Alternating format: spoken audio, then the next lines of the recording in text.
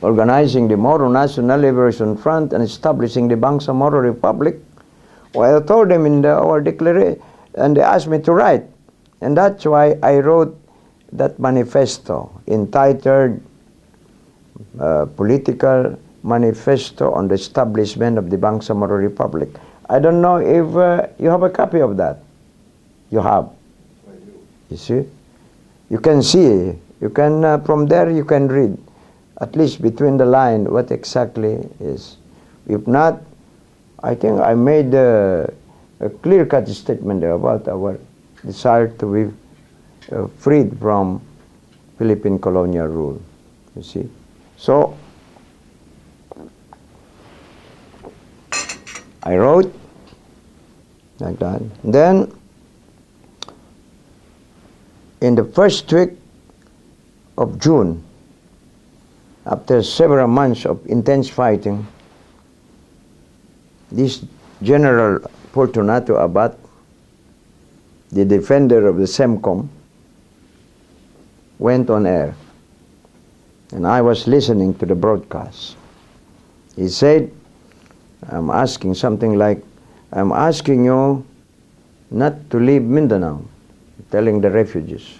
Because hundreds of thousands, if not millions, were moving out from there. Among the immigrants, they were leaving. But at any rate, look for your own safety. Because I'd like to assure you that sooner or later we'll be able to put things under our control. That was his optimistic statement. At the moment, I would like to admit that we have lost Tawi-Tawi, Sulu, and Basilan. We maintain only small camp there, and the MNLF refused to overrun them. I don't know why. You see? Because they just wanted to keep them, you know, to stretch out their forces. We're trying to invite forces more to Sulu, to Tawi-Tawi, and Basilan, so that, you know, they could not concentrate in Mindanao. That was our strategic position there. I said, invite them. Don't finish them off. You see? Give them the temptation to send more forces, then you cut them down to size there. That was my instruction to all my commanders. But I said, I'll take care of destroying them here, together with our commanding general, the late Commander Basak, and we have wonderful number of good quality commanders in the battlefield. They were trained abroad in military. I mean, how did they train? They were like Malaysia and elsewhere. They would go. Well, I cannot name names, but they were trained in among the best guerrilla warfare schools in the world. They were trained. You see? And how did they feel? You know, head to head with the government troops? Did they feel like they could hold their ground or prevail? I mean, it sounds like you raised quite an army that did very well against an organized government force. I mean, that's. Well, you see, I am not underestimating them. Man to man, they are not a match to us. That's impossible. They cannot. Usually, we are undermanned. A small group of 5 or 10 can fight against one whole company. Sometimes even the late general, before he died, in the hands of our fighters, the late General Teodolfo Bautista, he was the most experienced warrior in the entire armed forces of the Philippines, because he saw service during the Camden War. You know, Camden War in Sulu preceded us by several years. He fought against the Philippine government for a decade or so. And he was the one who destroyed the entire Ninita unit. The Ninita unit saw battle in Korea, you know, during the Korean War in 1953, like that. They fought there, and when they returned back, they were pronounced as heroes. Because according to information, I don't know, the Philippine forces were recognized, were awarded with a second place to Turkey as the bravest fighters among the 17 countries that joined the Korean War. The Americans were only third place, poor third. Wow. The Filipinos were. Why? Because there were Moros who were with them. Brave Moros who fought with them like that. Now, when they returned back, the Philippine government made a mistake of assigning them in Sulu. And with that bravado, they said, oh, no problem, we finished them off. Because they are veterans, Korean veterans. So when they were there, we finished them off. Oh, we annihilated, our people annihilated them almost to the last man. Very few survived. The Ninita unit, yes. That was a foretaste of what's going to happen. Now, with respect to our war with you can ask them, they will tell you. They'll not be ashamed to tell you. They are not a match to us. They have all the superiority of armaments. But in terms of actual combat. And what explains that? What explains the superiority of... Well, because we have always been here for the last half a millennium now. As I used to say, our children, even while they are still in the wombs of their mothers, they are already trained to move in the to undergo a hard life, to go through an ordeal even inside the wombs of their mothers. See, because our life has been always a life of we have always been in a state of war with some countries in the world who tried to aggress on us. In fact, I used to come up with a thesis. I said while Clausewitz, the German military thinker, used to say that war is just an extension of politics. I said no, in our case we are an exception. Politics is just an exception of war, because for the last half a millennium of our life, our existence in this world, we have always been in a state of war. Remember, we fought against Spain for 377 years. Of course, these are intermittent war. Then we fought the Americans for over 40 years. In between, we fought against the British, we fought against the Dutch. But the Dutch, they just came to shell our homeland from their naval boats and fled. The British were able to massacre them in some place and they did not return. There were some Frenchmen that tried to, look into the possibility of the people hit them from behind. I was so sorry. I said, why from behind? It was just a Kerner, I understand. But after that, we fought against the Japanese.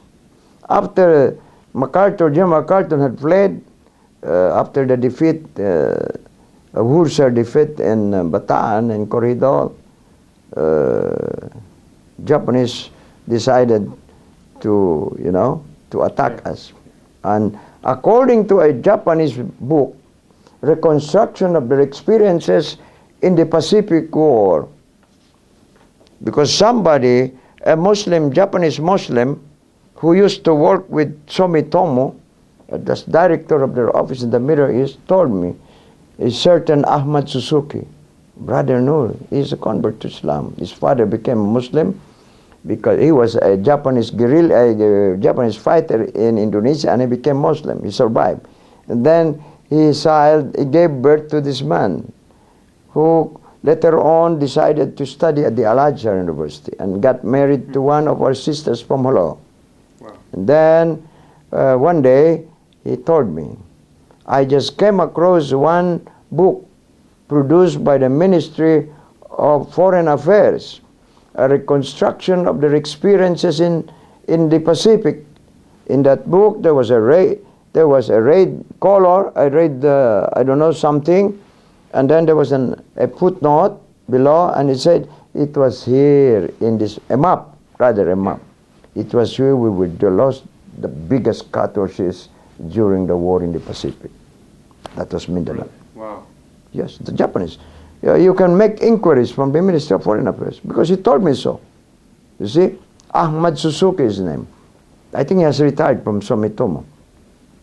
Now we have always in this, you see, in this kind of this life. So I said Clausewitz is correct. in saying, by and large, that that is the nature of war. War is just an extension of politics, but in our case, no. Maybe there will be transmutation, a transformation in this thesis once we, we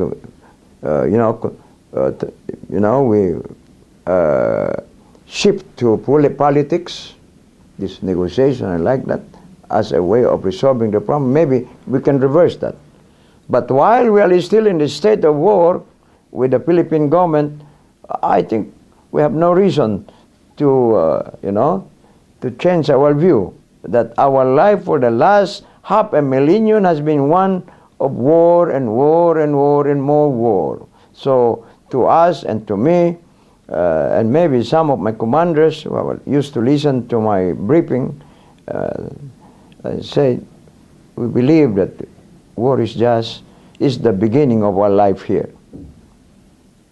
You see, and politics is just an extension of negotiation is politics.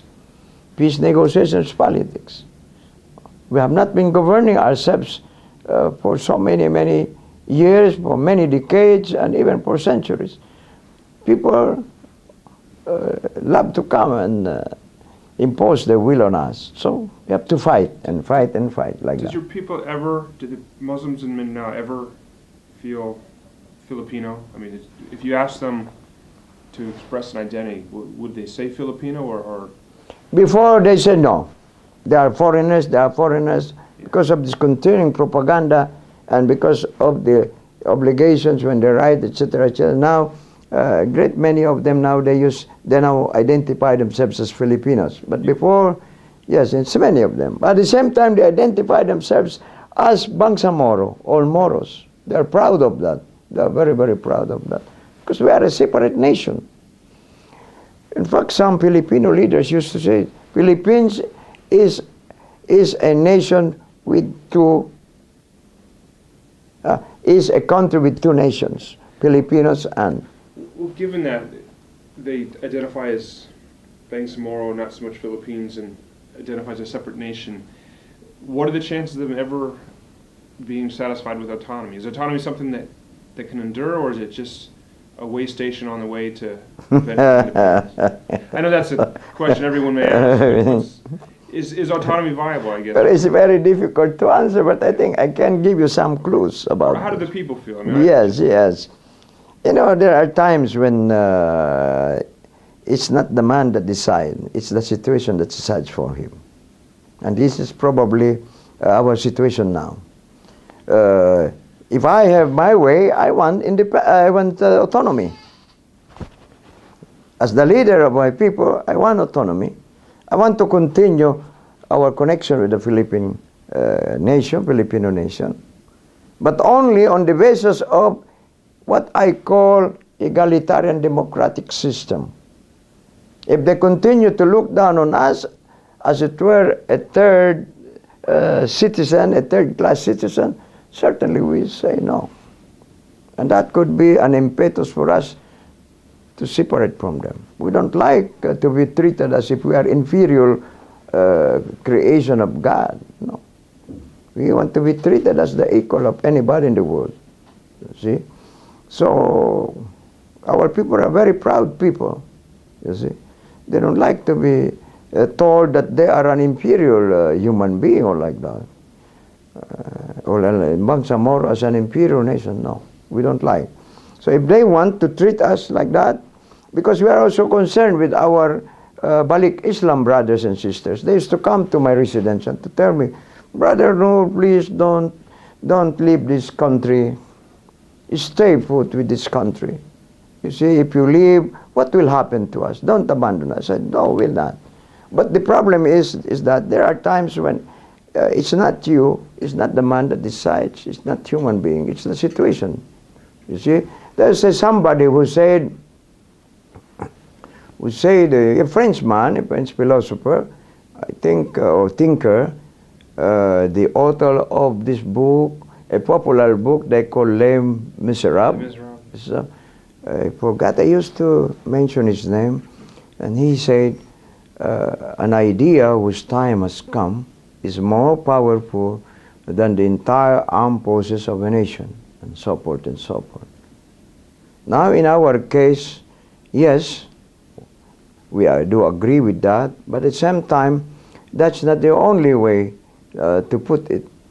I think I used to tell myself, maybe a situation that has, whose time has come, could be more powerful than anything else in this world. You can be swept off your feet. Even myself, I used to say, oh yes, I'm the one more or less in charge of, crafting the ideological part of our struggle. But sometimes I feel helpless when a new situation, just suddenly comes to the fore. Suddenly you have to just react and act in accordance with the dictate of the situation. So I said, maybe we can rephrase that.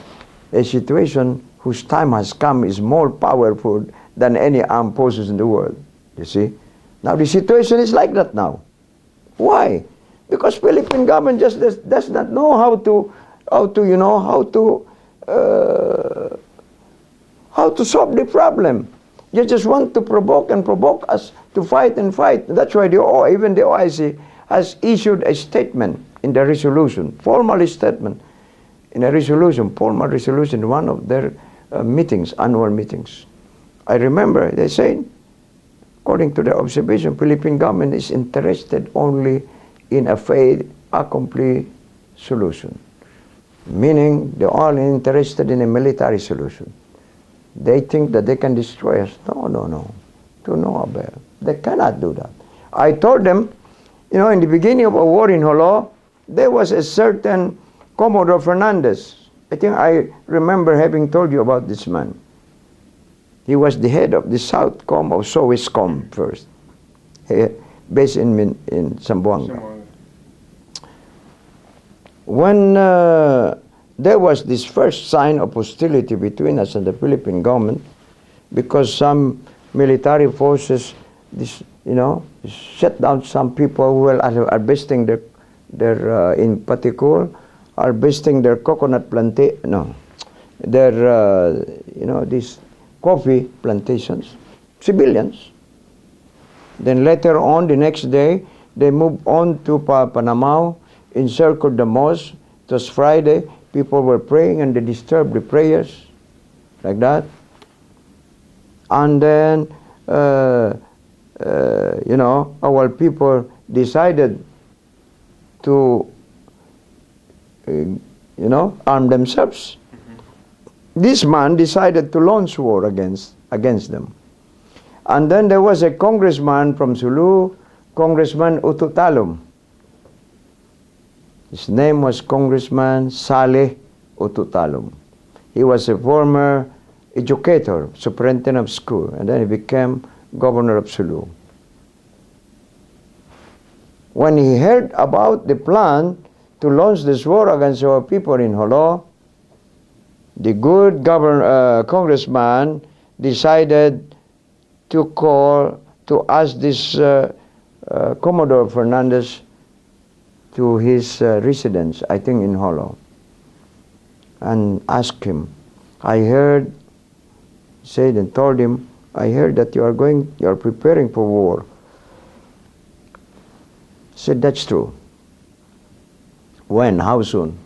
Next few days. Now, I want to know, do you know the culture of these people here? Do you know our history? Yes, I do. They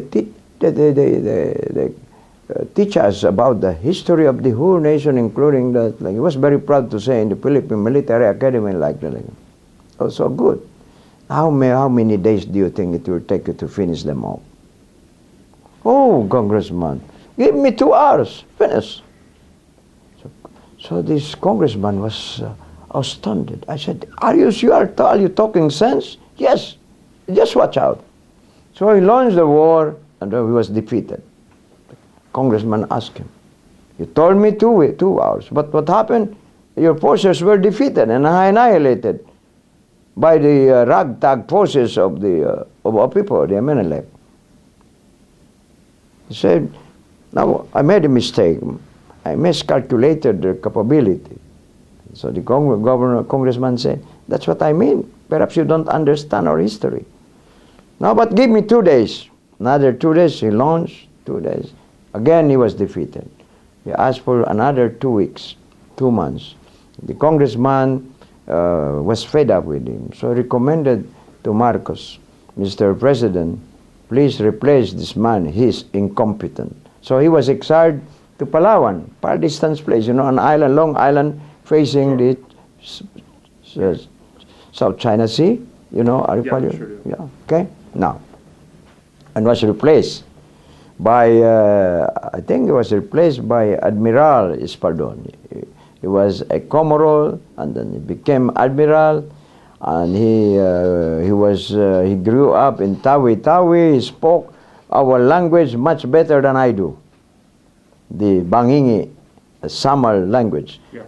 Yes, he was a very competent man. So we fought against him, like that, until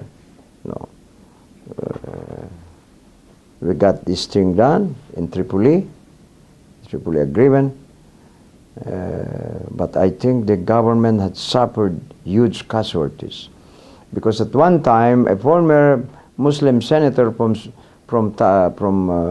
Lanao sent words to me. He said, I was confined in Beluna Hospital, and I made some inquiries.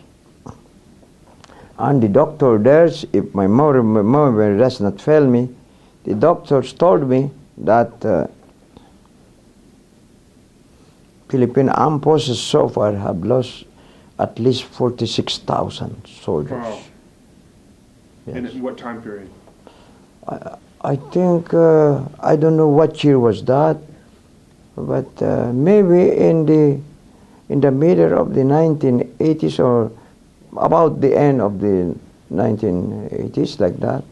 He told me that, and then minus this draftees, over 100,000 also lost, and then these prisoners from Muntinlupa, from all prison cells in the country, they gathered them with the promise, if you survive in this war, we will condone your crimes, like that. So they went, so many, with all the tattoos all over, you see, lying there in the battlefield, eaten by dogs and that. So many died. I'm so sorry for that, because government is really insisting on imposing its will on us by resorting to this,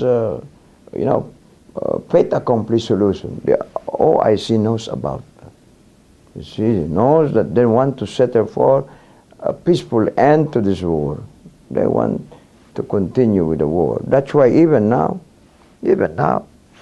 before I left the hotel, I heard from very, very reliable sources. You see, there were the high echelon of the Philippine National Police and the high echelon of the Philippine Armed Forces were making inquiry.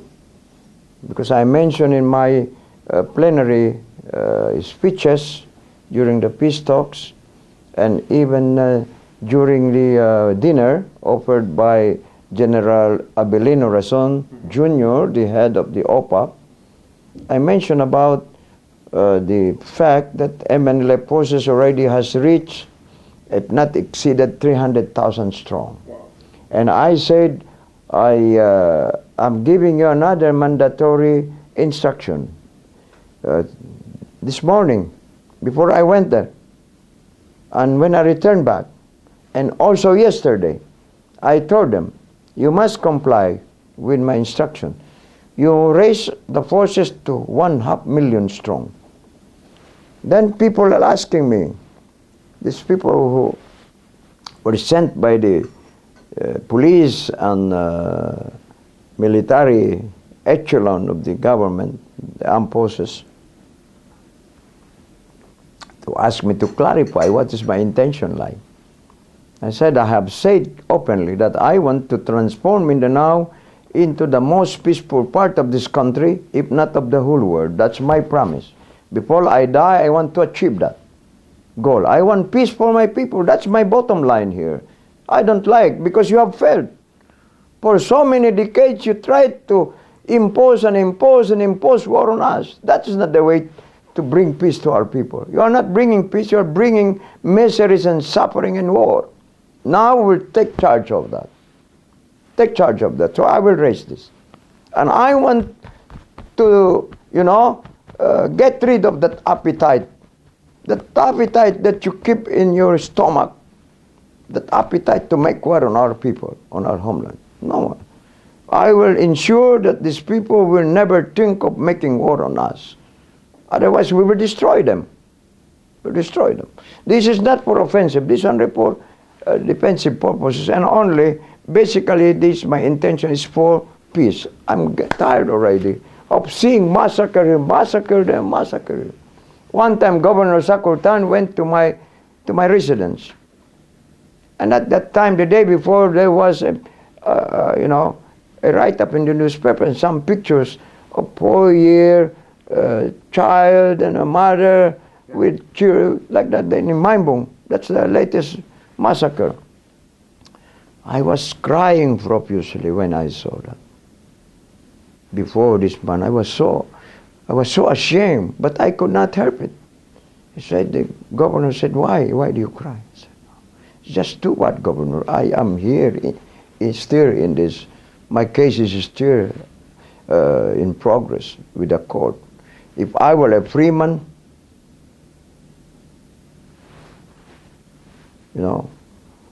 I will not, allow this to happen. I will declare war on the government by allowing them their forces, their special forces, newly trained forces." And there was an allegation that they were trained by the Balikatan. I'm so sorry. I said to the government, these are members of your families. Why don't you defend them? You see? If I were a free man, the next day you will see Mindanao will be at war. The whole Mindanao will be at war. And if I go to war, almost 99.99%, this government will fall. But I don't like, I said, the only problem is I don't like a junta kind of government.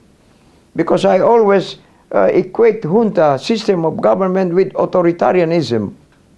Sure. Junta government with dictatorship. It can easily degenerate into dictatorship. And people will become helpless and helpless in front of the barrel of the gun. They can just liquidate anyone and nobody will take care to bring the case to the court. And even the court will be silenced. Everyone will be silenced. Everyone will be just scampering for his life, for his safety. See? And so, but if we can prevent another war in Mindanao, so much the better. I only hope they will not provoke us. And I'm very happy. I told the people who used to call me, since we declared the success, the end of peace talks. Now they are offering prayers in the mosques and everywhere, thanking God for this success and like that. But I warned our brothers. I said, yes, continue with this. You must praise the Almighty God for giving us, the guidance, giving us the mercy. But I do hope and pray that government will continue with the policy now, because the President, Her Excellency President Gloria Macapagal-Arroyo, was quoted more than 2 weeks ago, as saying when she was signing the Executive Order 777,